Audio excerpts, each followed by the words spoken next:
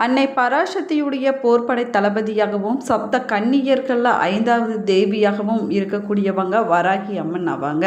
வராகி அம்மனை நம்ம வழிபடுவதனால நம்ம எடுத்த காரியங்கள் அனைத்திலுமே வெற்றி கிடைக்கும் அப்படின்னு நம்பிக்கையாக சொல்லப்படுது. அது மட்டும் இல்லாமல் நம்முடைய வேண்டுதல்கள் எதுவாக இருந்தாலும் சரிங்க, அந்த வேண்டுதலானது நிச்சயமாக நிறைவேறுங்க. நம்முடைய கஷ்டங்கள் அனைத்துமே தீர்ந்துவிடும் அப்படின்னு பக்தர்களுடைய நம்பிக்கையாக சொல்லப்பட்டு வருது. அதுலேயும் குறிப்பாக பார்த்திங்கன்னா கடன் பிரச்சனை, வழக்கு பிரச்சனை, எதிரிகளால் ஏற்படக்கூடிய பிரச்சனைகளிலிருந்து விடுபடுவதற்கு வராகி அம்மனை வழிபடுவது மிகச்சிறந்த பரிகாரமாகவும் சொல்லப்படுது. தீராத கஷ்டத்தில் இருக்கக்கூடியவங்க அதிலிருந்து விடுபடுவதற்கு வராகி அம்மனை எப்படி வழிபட வேணும் என்பதை பற்றி தான் இந்த பதிவில் நம்ம விரிவாக பார்க்க போகிறோம். வீடியோவை ஸ்கிப் பண்ணாமல் முழுசாக பாருங்கள். நம்ம சேனலை இப்போ தான் ஃபர்ஸ்ட் டைம் பார்க்குறீங்க அப்படின்னா நம்ம சேனலை சப்ஸ்கிரைப் பண்ணலன்னா சப்ஸ்கிரைப் பண்ணிக்கோங்க. கூடவே இருக்கிற பெல் பட்டனையும் ப்ரெஸ் பண்ணிக்கோங்க. வீட்டில் எப்பயுமே சண்டையும் சச்சரமாக இருக்குது, அவங்களுக்கு ஒரு விதமான மன அழுத்தமாகவே இருந்து கொண்டு இருக்குதா, திருமண வரன் நிச்சயம் கைகூடுற மாதிரி தள்ளிக்கொண்டே போய்கொண்டு இருக்குதா, இது போன்ற பிரச்சனைகளுக்கு இந்த வீடியோவுக்கு கீழே ஜோதிடரோட வாட்ஸ்அப் நம்பர் கொடுத்துருக்குறேன். இந்த நம்பருக்கு தொடர்பு கொண்டு பேசி பாருங்கள், உங்கள் பிரச்சனைகளுக்கு சரியான தீர்வு கிடைக்குங்க. வாங்க வீடியோக்குள்ளே போகலாம். உங்களுக்கு வராகி அம்மன் பிடிக்கும் அப்படின்னா ஓம் வராகி தாயே போற்று என்ற வாசகத்தை மறக்காமல் கமெண்ட் பாக்ஸில் 3 முறை பதிவிடுங்க. வராகி அம்மனை வழிபடுவதற்குரிய நாளாக பஞ்சமி நாளானது சொல்லப்படுது. வளர்பிறை மற்றும் தேய்பிறை என 2 பட்சங்கள்லையுமே பஞ்சமி திதியானது வருங்க. இந்த பஞ்சமி திதியில் நம்ம வராகியை வழிபடுவது ரொம்பவே சிறப்பானதாகும்.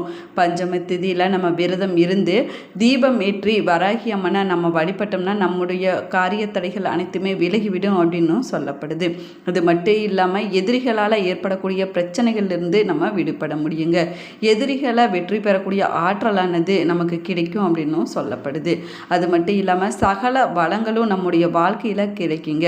பொதுவாக வராகி வழிபாட்டை மாலை நேரத்தில் 6 மணிக்கு மேலே செய்வது சிறப்பானதாகும். இல்லைன்னா இரவு நேரத்தில் செஞ்சீங்க அப்படின்னா அதிகமான பலனானது கிடைக்கும் அப்படின்னு சொல்லப்படுது. வராகி அம்மனை வழிபடக்கூடிய முறை என்ன அப்படின்னு பார்க்கலாம் வாங்க. வராகிக்கு விருப்பமான சிவப்பு நிற குங்குமம், மாதுளை முத்துக்கள், சக்கரை பொங்கல், உளுந்த வடை இல்லைன்னா மிளகு சீரகம் கலந்த தோசையை படைத்து நம்ம வழிபடலாங்க.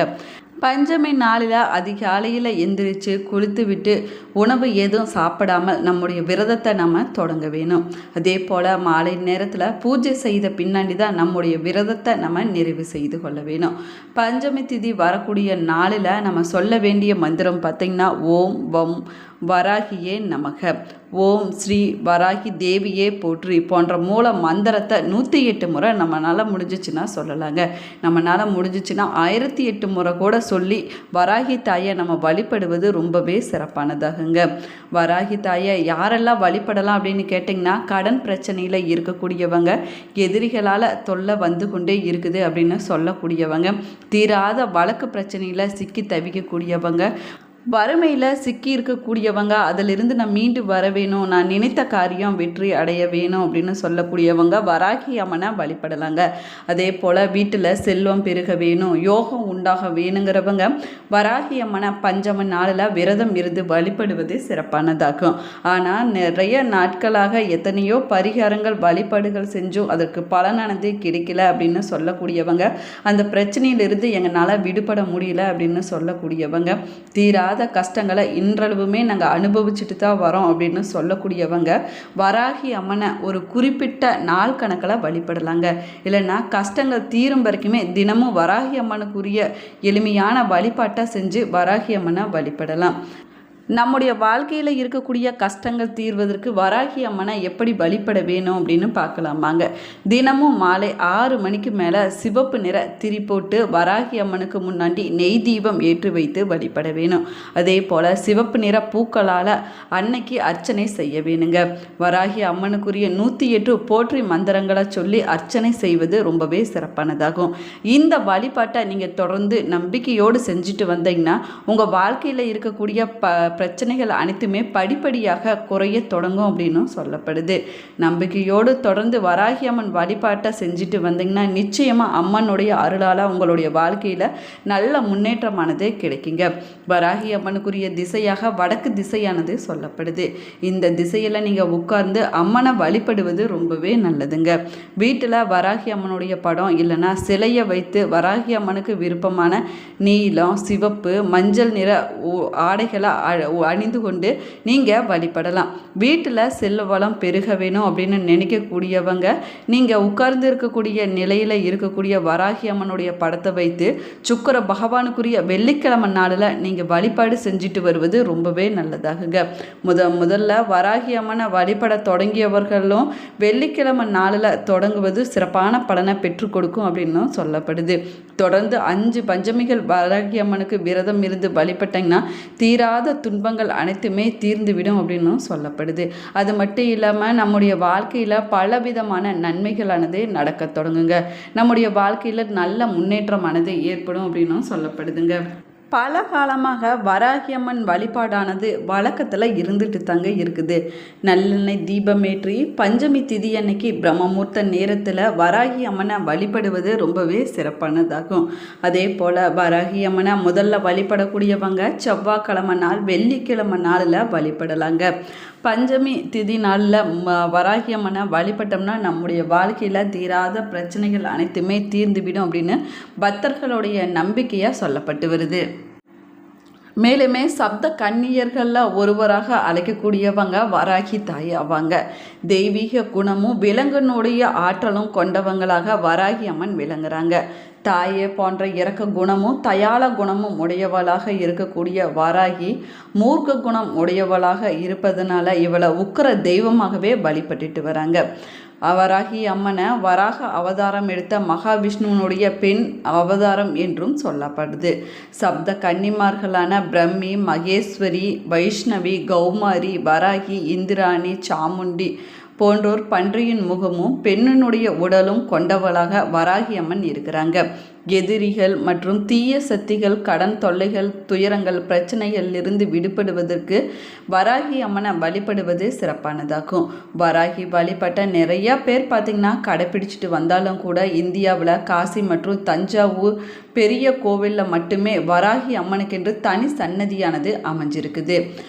அன்னை பராசக்தியினுடைய போர் படை தளபதியாக வராகி அம்மன் இருப்பதனால வராகியை வழிபடக்கூடியவங்களுக்கு 3 உலகங்கள்லையுமே எதிரிகள் இருக்க மாட்டாங்க அப்படின்னு ஐதீகமாக சொல்லப்படுதுங்க. ராஜராஜ சோழனுக்கு வெற்றிகளை வாரி வழங்கிய தெய்வமாக வராகி அம்மன் விளங்குறார். மற்ற கோவில்களில் எந்த விழாக்கள் உற்சவங்கள் தொடங்கினாலும் முழு முதற் கடவுளான விநாயகப் பெருமானுக்கு தான் முதல் பூஜையானது நடைபெறுவது வழக்கமாகும். ஆனால் தஞ்சை பெரிய கோவிலில் மட்டும் முதல் பூஜையானது வராகி அம்மனுக்கே நடத்தப்படுது. இந்த மரபானது காலங்காலமாக கடைபிடிச்சிட்டு வருது அப்படின்னு சொல்லப்படுது. வராகி அம்மனை வழிபட நினைக்கக்கூடியவங்க மனதில் எந்தவித தீய எண்ணமும் இருக்கக்கூடாது. மனதை தூய்மையாக வைத்துக்கொண்டு வராகி அம்மனுக்குரிய மந்திரங்களை சொல்லி தினமும் மனம் உருகி வழிபட்டுட்டு வந்தாங்கன்னா வராகி அம்மனுடைய பரிபூர்ண அருளானது நிச்சயமாக கிடைக்கும் அப்படின்னு சொல்லப்படுது. வீட்டில் வராகி அம்மனுடைய படத்தை வைத்து வழிபடக்கூடியவங்க வடக்கு திசையில் நம்முடைய முகத்தை இருக்கும்படி வைத்து வழிபடுவது ரொம்பவே சிறப்பானதாகுங்க. வராகி அம்மனை வழிபடக்கூடியவங்க வீட்டில் தினமும் ஒரு அகல் விளக்கு ஏற்றி வைத்து அந்த விளக்கில் வராகி அம்மன் இருப்பதாக நினைத்து கொண்டு வழிபட வேணும். அதே போல் வழிபாட்டின் போது வராகி அம்மனுக்கு விருப்பமான நீலம், சிவப்பு, மஞ்சள் நிற ஆடைகளை அணிந்து கொண்டு வழிபடுவது சிறப்பானதாகுங்க. அதே போல் நெய்வேத்தியமாக தயிர் சாதம், மாதுளை படைத்து வழிபட வேணும். சிவப்பு நிறம் கொண்ட பூக்களால் வராகி அம்மனுக்கு வழிபடுவது ரொம்பவே சிறப்பானதாகுங்க.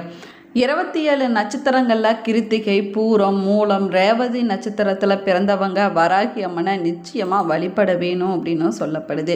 அதே போல் 12 ராசிகளில் மகரம், கும்பம் ராசியை சேர்ந்தவங்களும் வராகி அம்மனை வழிபட்டாங்கன்னா தீராத கஷ்டங்கள் அனைத்துமே தீர்ந்து விடும் அப்படின்னு சொல்லப்படுதுங்க. மேலுமே சனி ஆதிக்கம் இருக்கக்கூடியவங்க, சனி திசை நடந்துட்டு இருக்கக்கூடியவங்க வராகி அம்மனை வழிபடுவது சிறப்பானதாகும்.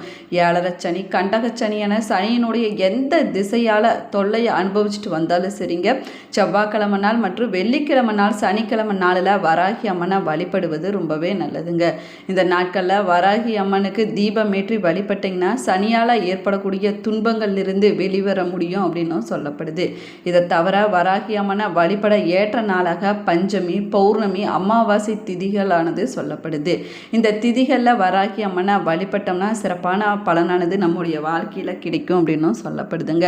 பஞ்சமி திதி அன்னைக்கு வராகி துதிகளை பாடி மனம் முருகி வராகி அம்மனை வேண்டி வழிபட்டோம்னா வராகி அம்மன் நம்ம வீடு தேடி வருவாங்க அப்படின்னு பக்தர்களுடைய நம்பிக்கையாக சொல்லப்படுது. இந்த பதிவு உங்களுக்கு பயனுள்ள தகவல்களை கொடுத்துருக்குன்னு நினைக்கிறேன். இந்த பதிவு உங்களுக்கு பிடிச்சிருந்தால் லைக் பண்ணுங்கள், ஷேர் பண்ணுங்கள், கமெண்ட் பண்ணுங்கள். இன்னும் நம்ம சேனலை சப்ஸ்கிரைப் பண்ணலைன்னா சப்ஸ்கிரைப் பண்ணிக்கோங்க. கூடவே இருக்கிற பெல் பட்டனையும் ப்ரெஸ் பண்ணிக்கோங்க. Thank you friends.